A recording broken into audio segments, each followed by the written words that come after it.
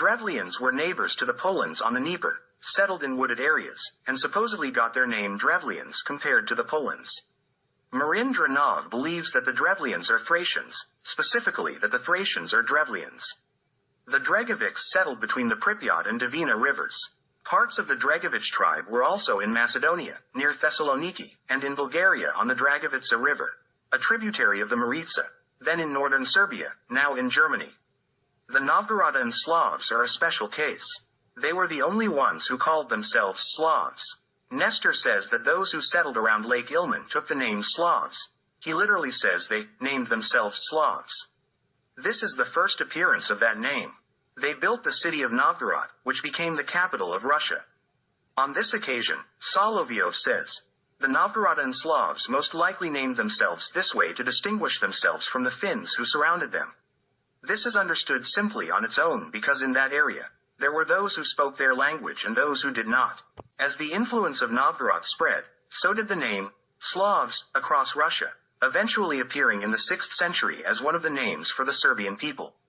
Those who settled along the Polota River, a tributary of the Dvina, called themselves the Polochans. Those settling along the Desna, Semya, and Sula rivers named themselves the Northerners, Severani. From the Polochans, the Kriviches emerged, located at the confluence of the Volga, Dvina, and Dniester rivers, with the city of Smolensk. Marin Dranov identifies the tribe of the Smolians on the Mesta River in Thrace, and from them came the Severjani. Kriviches were closer to Kiev, while the Severjani were on the eastern bank of the Dniester, along the Desna, Semya, and Sula rivers. Moving south from the Kriviches along the Dniester and its tributaries, the Severjani appeared. This implies that the Severjani were initially on the western side of the Dniester, to the north, and later migrated south to the eastern side of the same river. Shafarik refers to the Severiani as Serbs. The Poljani, Drevliani, Dragovici, Slavs of Novgorod, and Polochani had their own principalities. Among the Lashani, there were two brothers, Rodim or Radim, and Velatko or Vijatko. These two brothers led separate groups of people, with Radim settling along the Soj River and Velatko along the Oka River. The tribes that emerged from them were named Radomici and Vyadici. This migration, led by the two mentioned brothers, did not occur during the conquest of Dacia but earlier.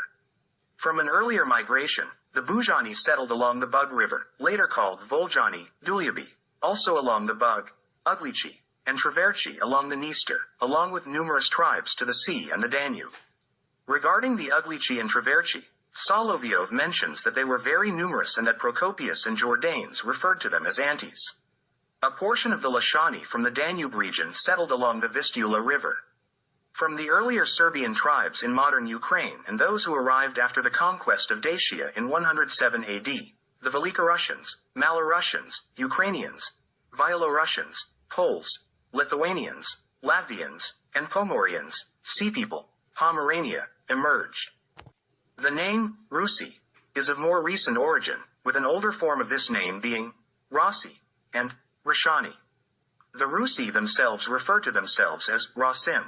In Eastern Europe and particularly in Asia, the Rasi are known as Rosi, which gave rise to the ancient name, Rosalani, or Roxolani.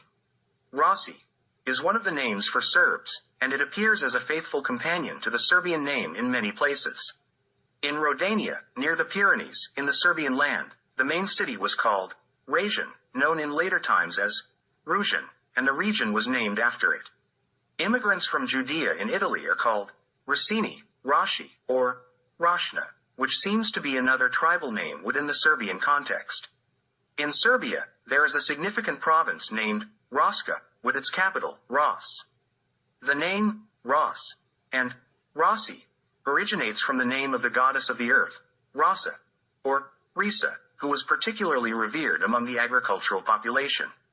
In contrast to the agricultural worshippers of the goddess Rasa, the worshippers of the god Serbona were primarily warriors, rulers, and priesthood, collectively known as the Geti.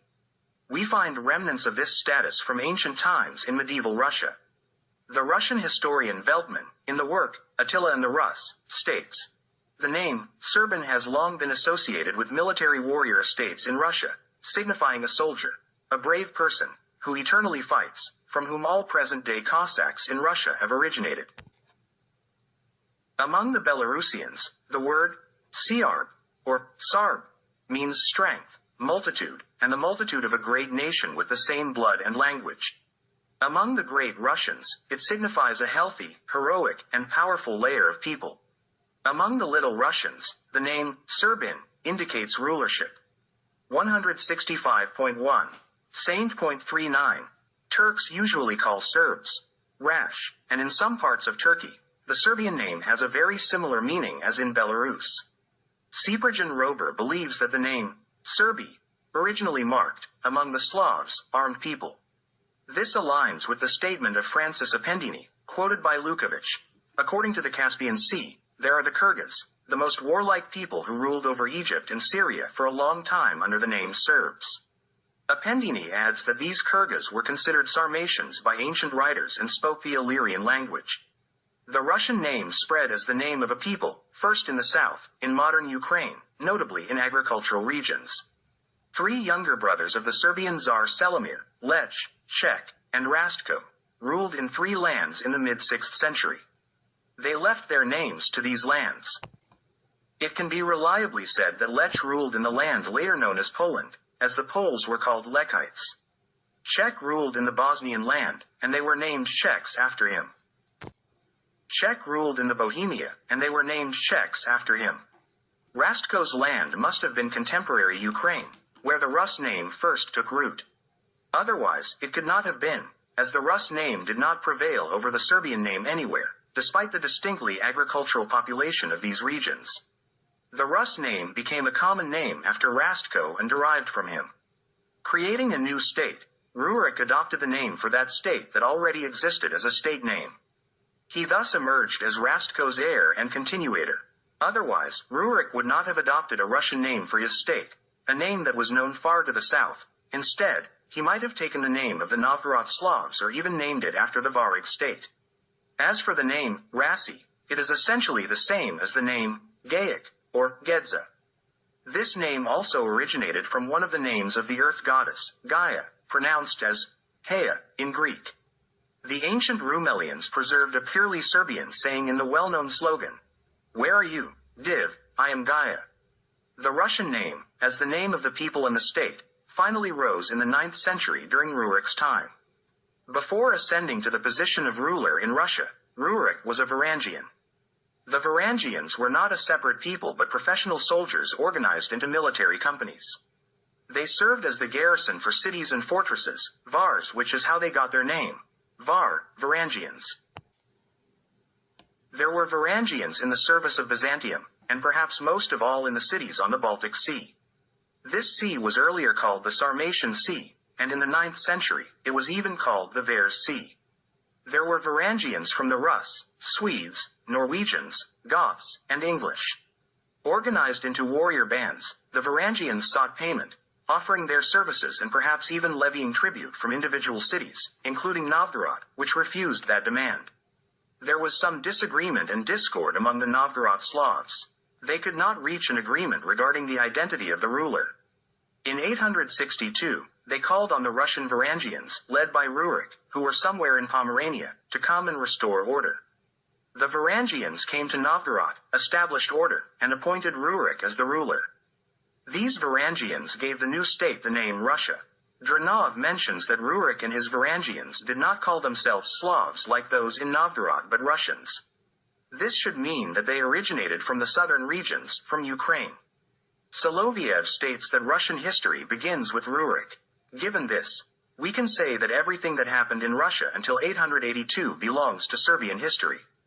A Russian chronicle says that Rurik built cities and selected people from the Slavs, the Chuds, and the Vyadichi. Samuel Cross writes about Ukrainians, stating that they are like the tribes of Ukrainians or Ruthenians. We find the Ruthenian tribe in ancient Rodania. Ukrainians were not tribe, as the term Kraina or Kraina is purely a geographical name for a borderland. The Russian prince Sviatoslav, 942 to 972 AD, ruled in Kiev and became a prince at the age of 25. Upon his mother Olga's suggestion to embrace Christianity, Sviatoslav responded, "If I do that, my people will mock me." He arrived with one detachment, 10,000, of his Varangians, and captured Bulgaria and its capital, Preslav, in 967 AD.